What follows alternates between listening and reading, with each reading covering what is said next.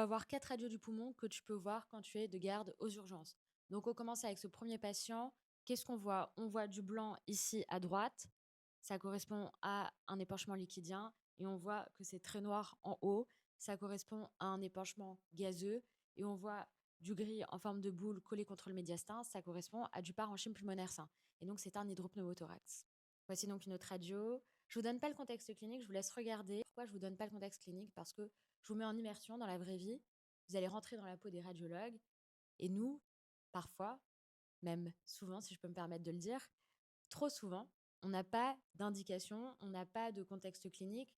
On ne sait pas si le patient a de la fièvre, s'il a un syndrome inflammatoire biologique. Donc, je vous laisse analyser sa radio. Vous voyez à droite, dans le lobe inférieur, qu'il y a une opacité. Cette opacité, elle efface pas le bord droit du cœur, donc on est dans le lobe inférieur. C'est une opacité alvéolaire, donc c'est un foyer de pneumopathie en basse droite. Ici, on a un poumon blanc à droite avec le médiastin qui est discrètement refoulé à gauche. On a un émoussement du cul-de-sac pleural à gauche. Et donc, c'est un épanchement pleural droit complet. Donc, on continue le petit jeu sans contexte clinique. On regarde bien la radio.